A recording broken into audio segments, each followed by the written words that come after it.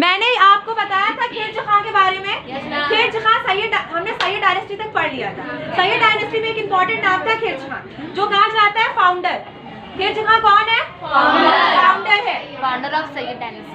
दिल्ली सल्तनत में कितनी डायनेस्टीज हैं? 5। तो 3 डायनेस्टी तो पढ़ चुके हैं, स्लेव, खिलजी, और तीसरी है तुगलक, और चौथी आती है सैयद डायनेस्टी। अच्छा, सैयद डायनेस्टी जो है आपकी, उसका फाउंडर कौन है? खिलजी खान। अब ये है कौन? ये चीफ ऑफ आर्मी है किसका? तैमूर लंग का। कल मैंने तैमूर लंग के बारे में बताया था। तैमूर लंग कौन है? वो एक लुटेरा था। तैमूर लंग जो रहता है, एक लुटेरा रहता है, और ये कहाँ से आता है? समरकंद से। समरकंद से। मैंने कल एक चीज और बताई थी, द वर्ल्ड रूफ किसे कहते हैं? पामीर। द प्लेटियो ऑफ पामीर को क्या कहते हैं? द वर्ल्ड रूफ, दुनिया की छत बोलते हैं। यानी इतना बड़ा ये प्लेटियो है, पठार है, जिसको क्रॉस करना बहुत मुश्किल होता है। और इसको क्रॉस करके इंडिया कौन आता है? तैमूर लंग। अच्छा, तैमूर लंग जब इंडिया आता है 1398 में, तो मैंने आपसे कहा था उस टाइम यहाँ पे रूल करता है नसीरुद्दीन नसीरुद्दीन तुगलक। यहाँ 27 नसीरुद्दीन मोहम्मद तुगलक जो रूल करता है 1398 में। ये क्या करता है? दिल्ली को उसको हैंडओवर करता है, और हैंडओवर करके भाग जाता है। जब वो यहाँ से भागता है तो 2 हफ्ते तक तैमूर लंग क्या करता है? दिल्ली को बहुत बुरी तरह से लूटता है और बर्बाद कर देता है। दिल्ली को बर्बाद करने के बाद वो जब यहाँ से वापस जाता है, तो अपने चीफ ऑफ आर्मी कौन? खिलजी खान। अच्छा, एक ऐसा इंसिडेंट और हो चुका है पहले भी। गौरी खान जब जाता है तो किसको छोड़ के जाता है? अपने chief of army Qutbuddin Aibak को छोड़ के जाता है। और यहाँ पे हम देखते हैं जब तैमूर लंग इंडिया से जाता है, तो अपने chief of army Khilji Khan को छोड़ के जाता है। और यहीं से नई डायनेस्टी स्टार्ट होती है, जिसका नाम रहता है सैयद डायनेस्टी। अच्छा, सैयद डायनेस्टी, मुझे ये बताइए, सबसे इम्पोर्टेंट 2 रूलर है। सैयद डायनेस्टी कब से कब तक की है? तो 1414 से लेके 1451 तक आपकी जो चलती है वो डायनेस्टी का क्या नाम है? सैयद डायनेस्टी। इसका पहला रूलर जो रहता है, जो फाउंडर है, वही रहता है खिलजी खान। ये कब तक रूल करता है? ये रूल करता है 1414 से लेके 1421 तक। ठीक है, 1414 से लेके 1421 तक। 1421 में इसका बेटा बैठता है, जिसका नाम क्या रहता है? मुबारक शाह। अच्छा, एक चीज और कल मैंने बताई थी आपको कि खिलजी खां क्या करता है, जो टैक्स रहता है, जो रेवेन्यू रहता है, वो किसको बेचता है? तैमूर लंग के बेटे शाहरुख को।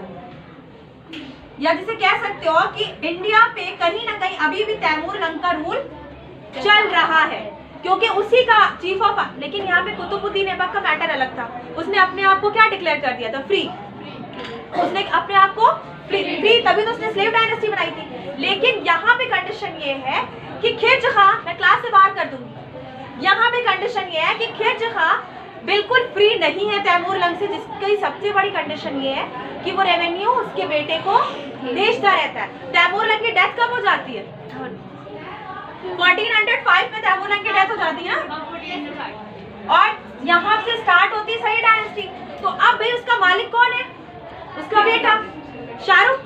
जो उसका बेटा है तैमूर लंग का शाहरुख, वो क्या करता है? खिलजी खां सारा रेवेन्यू लेता है, और खिलजी खां सारा रेवेन्यू उसको समरकंद बेचता रहता है।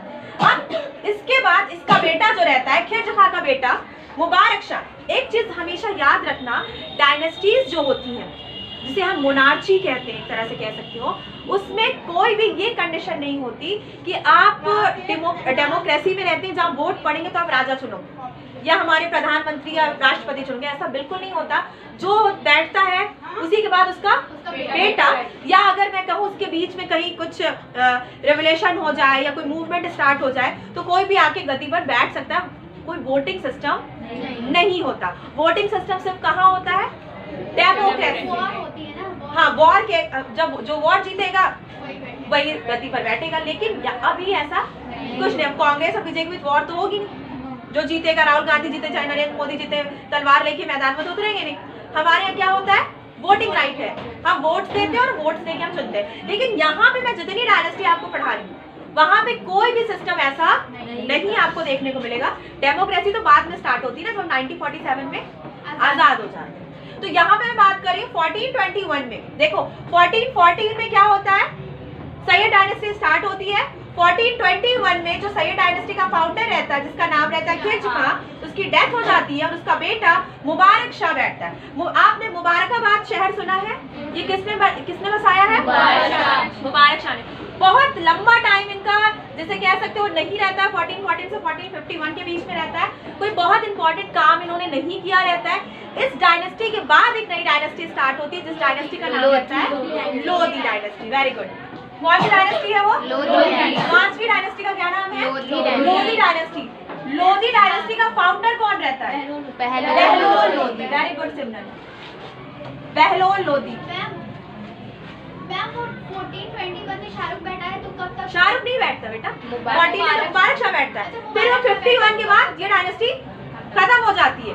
फिर एक नई डायनेस्टी स्टार्ट होती है, लोधी डायनेस्टी, जो चलती है आपकी 1451 से कब तक चलती है बताइए मुझे? बैटल ऑफ पानीपत का हुई है 1526।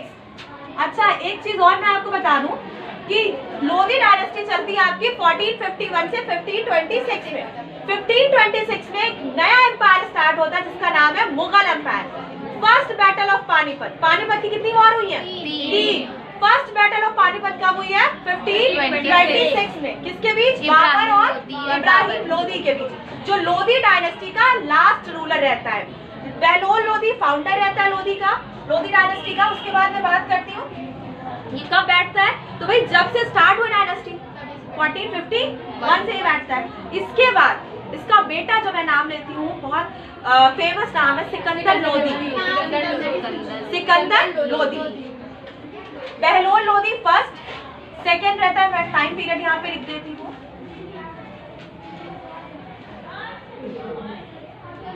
टाइम पीरियड इनका रहा है 1451 से 1489, ठीक है।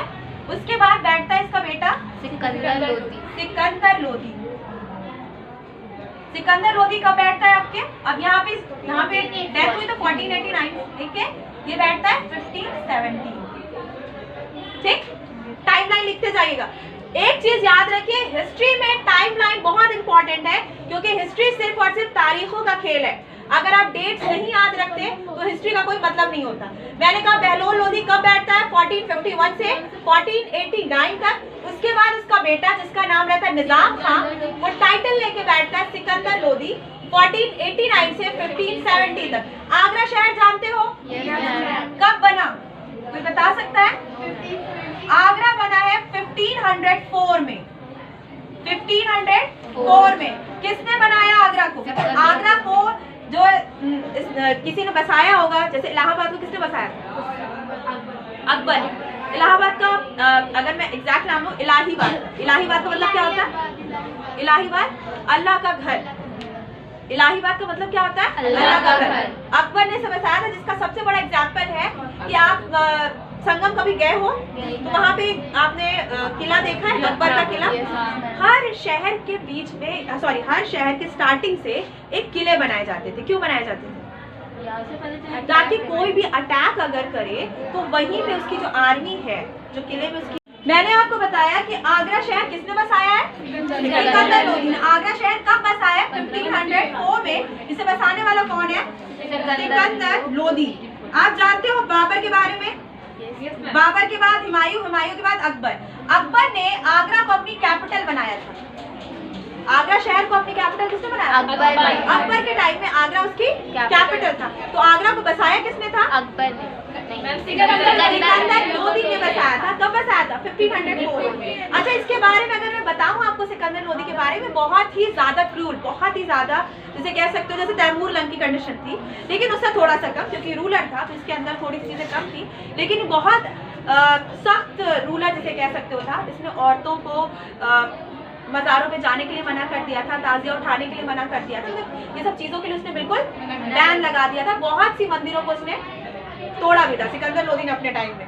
तो ये इसकी वजह से कहा जाता है कि इसकी जो पॉलिसीज थी वो सब धर्मों के लिए बराबर नहीं थी। अच्छा एक चीज़ और मैं बताऊँ तुम्हें, कि हम जिन बड़े बड़े लुटेरों का नाम सुनते हैं, चंगेज खान या तैमूर लंग या गौरी, इन्होंने हमेशा अपनी आर्मी के अंदर कभी भी धर्म को लेके कोई बवाल या मैटर क्रिएट नहीं किया। वजह क्या?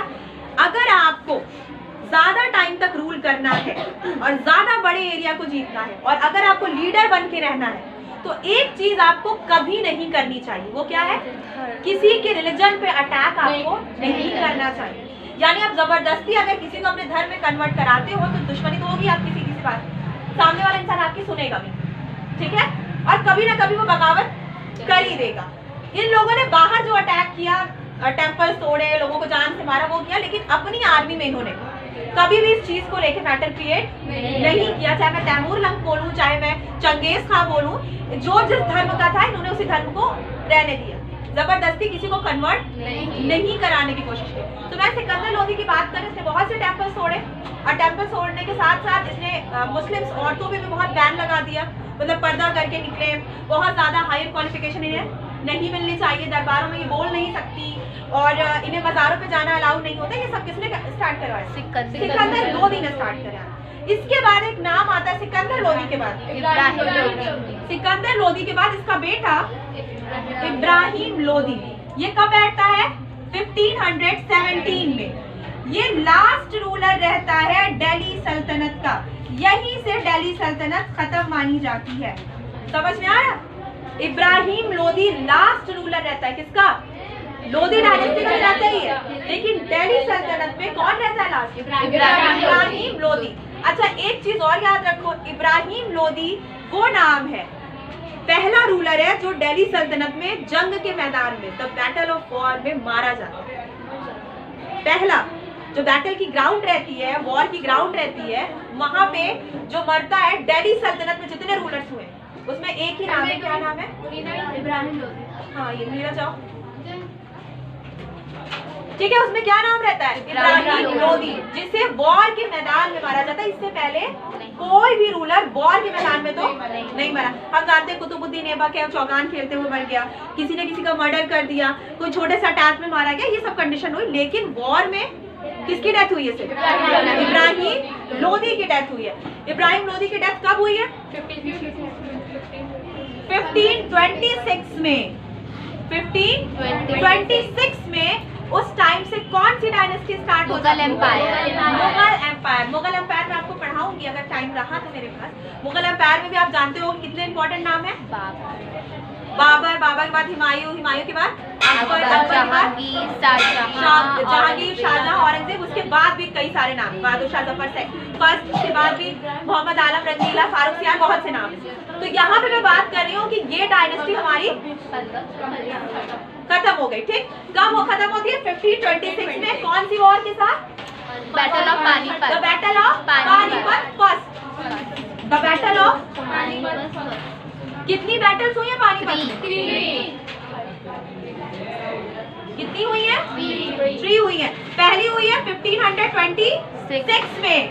द फर्स्ट बैटल किसके बीच हुई थी? इब्राहिम लोधी और बाबर के बीच में। 3 हुई है, आगे बताऊंगी। लास्ट होती है अब्दाली और अफगानों के बीच 1761 में, वो अलग बात है। पहले मैं बात कर रही हूँ फर्स्ट बैटल ऑफ पानीपत। एक जगह है, इस वजह से उसका नाम क्या दिया जाता है? पानीपत, क्योंकि उस जगह पे ये वॉर हुई थी। तो बैटल ऑफ पानीपत, जैसे मैं कहूँ तराइन, तो तराइन एक जगह थी, इसलिए उसको नाम दिया गया। जैसे मैं कहूँ हल्दी घाटी, हल्दी घाटी एक जगह थी जिसको वो नाम दिया गया। जिस ग्राउंड पे, जिस जगह पे वॉर होती है, उसी नाम से वो वॉर पहचानी जाती है। फटाफट रिवीजन कर लेते हैं एक बार, ठीक है। मैंने आज आपको पढ़ाया सैयद डायनेस्टी। सैयद डायनेस्टी का फाउंडर कौन है? खिलजी खान। कब बैठता है? 1414 से। देखो, सैयद डायनेस्टी आपकी होती है 1414 से 1451 के बीच में। अच्छा, खिलजी खान कब तक बैठता है? 1414 से 1421 के बीच में। खिलजी खान के बाद इसका बेटा बैठता है मुबारक शाह, जो 1421 से 1451 तक रूल करता है। अच्छा, यहाँ पे एक इम्पोर्टेंट मैं चीज बताती चलूँ आपको कि खिलजी खान जो रहता है, ये तैमूर लंग का चीफ ऑफ आर्मी रहता है। और खिलजी खान रेवेन्यू किसको भेजता है? तैमूर के बेटे शाहरुख को। तो यहाँ पे कह सकते हैं कि तैमूर लंग का इनडायरेक्टली रूल चलता रहता है। उसके बाद 51 में जब सैयद डायनेस्टी खत्म होती है, लोधी डायनेस्टी स्टार्ट होती है। 1451 से 1526 से 1526 में एक एम्पायर स्टार्ट होता है जिसका नाम रहता है मुगल एम्पायर। ये कौन सी वॉर होती है इस टाइम पे? द बैटल ऑफ पानीपत, जिसमें बाबर जीतता है और इब्राहिम लोदी हार जाता है। अच्छा, फाउंडर कौन रहता है लोदी डायनेस्टी का? बहलोल लोदी। 1451 से 1489 तक ही रहता है। इसके बाद इसका बेटा सिकंदर लोदी 1489 से 1517 तक। आगरा शहर को किसने बसाया है? सिकंदर लोदी। आगरा शहर कब बसा है? 1504 में। आगरा किसकी कैपिटल रहा है? अकबर। ठीक है। सिकंदर लोदी के बाद नाम आता है इसके बेटे का जिसका नाम रहता है इब्राहिम लोदी। इब्राहिम लोदी कब बैठता है? 1517 में। और 1526 में इसकी डेथ हो जाती है। बाबर जो वॉर लड़ता है the battle of Panipat, the first battle of Panipat. Panipat की कितनी वॉर हुई है? 3 हुई है ना। तो पहली वॉर जो हुई है वो कब हुई है? 1526 में बाबर और इब्राहिम लोदी के बीच में। इब्राहिम लोदी और बाबर के बीच में जो वॉर होती है इसमें विनर कौन होता है? बाबर। और पहला रूलर रहता है ये कौन? इब्राहिम लोदी पहला रूलर रहता है जो वॉर में मरता है, मतलब लड़ाई के मैदान में मरता है, ग्राउंड में मरता है। तो ये क्वेश्चन कई बार आते हैं एग्जाम्स में कि दिल्ली सल्तनत में वो कौन सा रूलर है जो बैटल के ग्राउंड में मारा जाता है, उसका नाम रहता है इब्राहिम लोदी। और बैटल कौन सी रहती है? पानीपत। 1526 में बाबर विनर होता है और इब्राहिम लोदी हार जाता है। और यहीं पे दिल्ली सल्तनत आपकी खत्म हो जाती है। और दिल्ली सल्तनत के बाद 1526 में आपकी एक डायनेस्टी और नया एम्पायर स्टार्ट होता है जिसका नाम रहता है मुगल एम्पायर। समझ में आ गया? दिल्ली सल्तनत खत्म आपकी। चलो।